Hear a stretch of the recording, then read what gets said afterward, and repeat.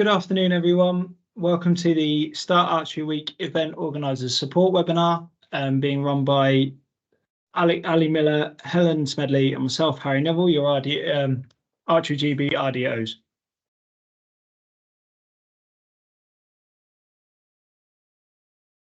So included in today's webinar, we will be talking about how to, all the history behind Start Archery Week, and how to basically get the most out of your event. We're really grateful for the time that you're taking to put on your events, and we want to make sure that you get the most out of your effort that you're putting in. So we'll be talking about the overview and evolution, learning from previous years, and also having a bit of a focus on putting yourself in a participant's shoes who might be trying the sport for the first time to really kind of engage them in the sport as best we can.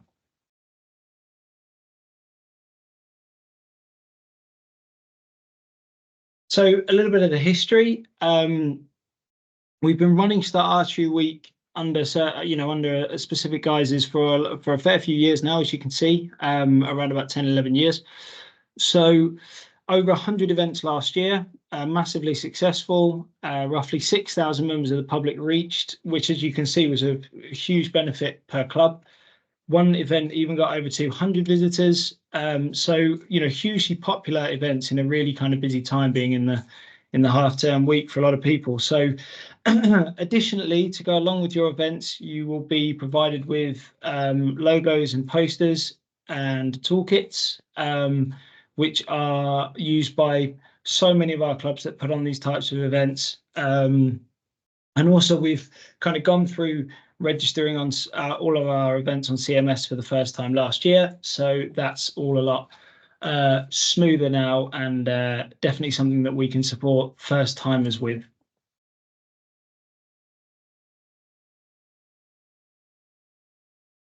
Thanks, Harry. So this next section we would like to take you through is around imagining yourselves in the shoes of a potential first-time visitor who might come to your event. And we encourage you to think about all the different links that your club has, maybe special invitations to certain groups that you have a connection with, maybe even a special hour slot that they could come to as a group. But think about who might come. How would someone think about coming to your event? Where might they see it, etc. And to help you with this, just wanted to run through some feedback from previous years. We know that people have mainly heard about events through online promotion. So that is the major way in which to promote your event. But how would someone know to look for an online event? So you might choose to do your event somewhere different to your club venue, where you know there'll be passers-by or there'll be a high footfall. Or if you do have potential of passers-by, are there some signs you could pop up explaining what you're doing? What about asking the local media to cover your events?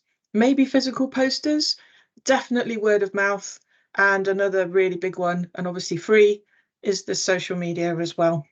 And we'll come back onto later on what's in our toolkit to help you promote your events. But do have to think about how you're going to get the word out. Community groups and WhatsApp groups and all that sort of thing online are really good ways to promote your event. So more feedback from the participants, thinking about how they might feel. We asked people previously, what specifically did you like about your event? And as you can see there, some of the most common answers are on screen. It being free was mentioned quite a few times, and we do encourage you to run a free event or to make sure that it is as low cost as possible so that as many people as possible can experience archery. Being outdoors, enjoying your activity is a great opportunity. Hopefully in May we'll get some cracking weather, and that always helps events go smoothly. But maybe have a think about a contingency plan. So there's some other things to consider. We know that this year, with it being the countdown to the Paris Olympics and Paralympics, there'll be a buzz being created around the games, and people sometimes think, I'd love to try something different, or I'd love to try something I could do with a friend or family members. And here we have someone on screen saying, it was really well organised, everyone was friendly, professional, knowledgeable and approachable. Great coaching while we were having a go.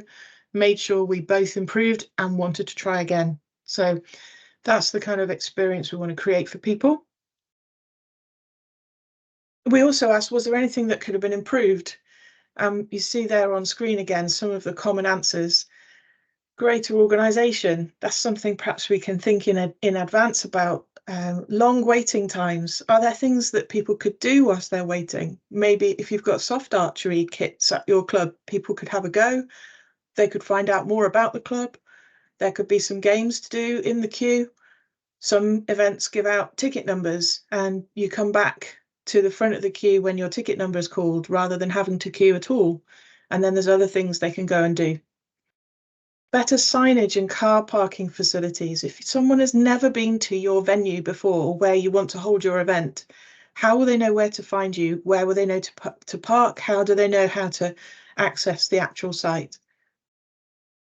So lots of other ideas there. One of the big ones is about follow-up material to take home or information about how to do more archery. So definitely think about who on your team could be responsible for follow-up at the event as soon as someone has finished shooting, and what have you got to put in their hands to take away? Even could they sign up to a beginner's course or a taster session or something else to do archery again there and then? Could they pay for that? Or how would you get their details? So here we've got someone saying, I don't think the event was prepared for the amount of people that attended, which isn't really a bad thing. It was great to see so many in attendance. But what we'd love to do is to be ready for the number of people that is going to come. And the third one, what additional information could have been provided? So again, we've got the most common answers on screen. And the major message here was follow-up information. People don't really know quite what to do next or how to access archery information afterwards.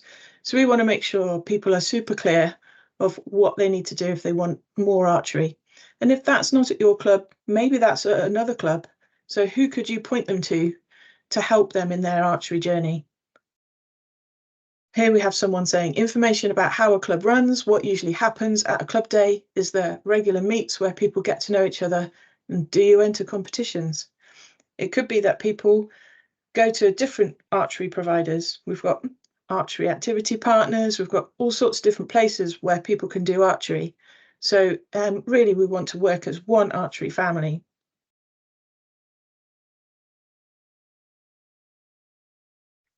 And here we've got a great example of how a club really helped people to know what to expect. So if they were taking sign-ups in advance, then people could access a handout that just told them what to expect. But to save you from doing that job, actually that information is available on the Start Archery website. So maybe you could point people there. Things like what to wear, what to bring to tie up long hair, if people have long hair or anything that could be caught in the string, that the equipment is provided. Don't worry, you don't have to bring your own. People will be insured. If you've got your own insurance, or if you're an Archery GB club then, and you're following the procedures, then you're insured. Beginners courses would be delivered as a group session, usually, or tell people how you might deliver that course if you're offering that. So just put people's fears to one side by telling them what to expect. It's really useful to be able to give out that information. Just think like you've never done archery before.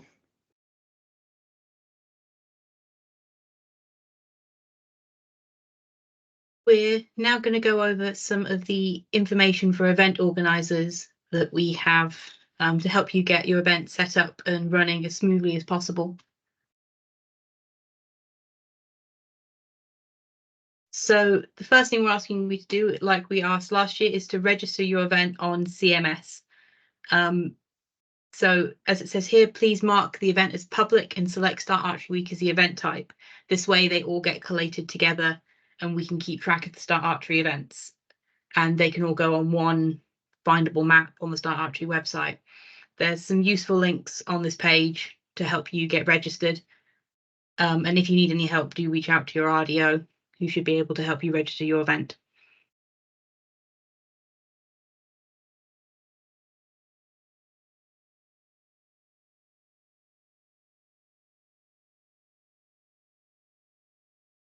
This year, we are mainly promoting the mental health side of archery with our Start Archery Week. So one of the benefits of signing up is that one free space per club will be offered on a mental health awareness training course.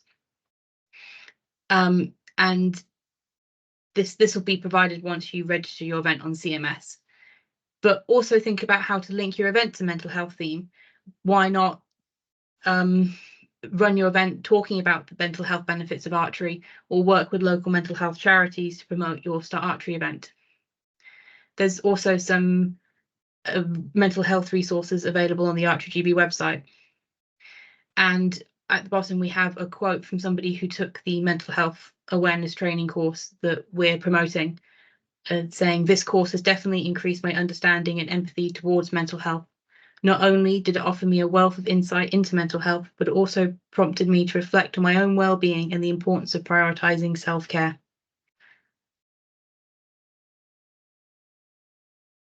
The other benefit we're running is a voucher for the Start Archery online club shop. The club shop is open all year round, but any Start Archery Week organisers will be issued a discount code. You will need to contact your RDO for that code once you've registered your event on the CMS system. You can personalise certain items. All Archery GB clubs will receive a £40 code, and if you're an AAP and other provider, you'll get a £25 code. And make sure to utilise the free delivery option to avoid the usual delivery charge. And make sure you order before the 15th of April, so you can be certain your items will get there before Start Archery Week. Archery GB have also put together a toolkit of various forms, posters, checklists. So the first one we've got is the participant form, which we ask all participants who take part in a Start Archery event to fill out. This allows us to evaluate the attendance and impact next year and provide the feedback that we had early in the presentation that helps us shape what we encourage organisers to think about with regards to the event. There's also an editable event poster. So different sizes and places that you can change your details, and then you can help print and share online. There's also items such as the event preparation checklist and the marketing checklist, which help you plan and publicise your event to get as much reach as possible, as well as some social media images that you can download to use on your social channels or your website. To go along with that are some suggested social media captions to help use the same hashtags and wording to try and increase archery's reach within the UK, as well as the event theme suggestions, as you mentioned, the mental health theme, as well as trying to link to the Paris 2024 Games, which are a big event happening this year. We also have things like the Start Archery Week logo, which can be used for websites, posters, and other social media. And then a template press release and a guide to contacting the press, so that to help you reach out to your local media in the most effective way that you're likely to get results, that you'll hopefully get results with.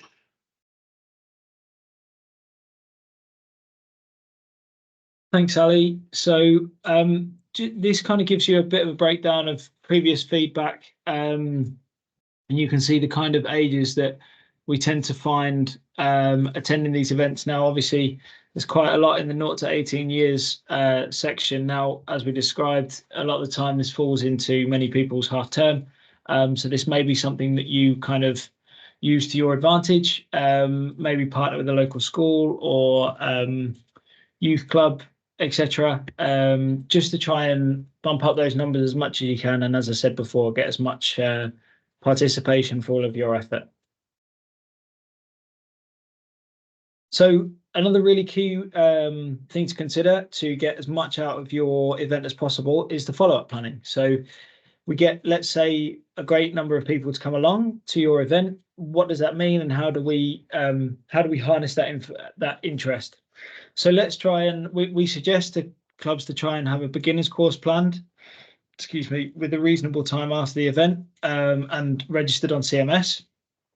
If this isn't possible to plan a whole course off the back of Start Archery Week, then can we as a club, can you save some spaces for people that may decide they want to come on to your courses from Start Archery Week? Or you can signpost to other clubs, which is a great way to kind of embed yourself into the local community and really kind of network with other clubs in the local area. Make sure you have a way to follow up with participants. That may be through providing contact details, and you can then build a rapport or relationship with those people. And make sure that you get your feedback into Archery GB by the Sunday, 28th of May.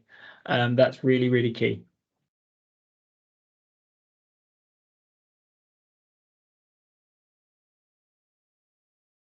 So thank you very much for listening to our webinar. We hope it's been really helpful.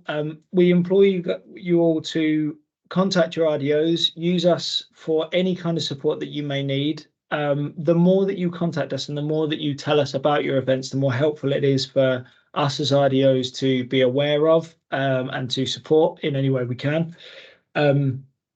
So please do get into contact, and please share these contact details around if you know of other clubs that are leading events that may need any help or support, especially in registering or anything like that to get it off the ground. But thank you for listening, and we look forward to seeing all of your events.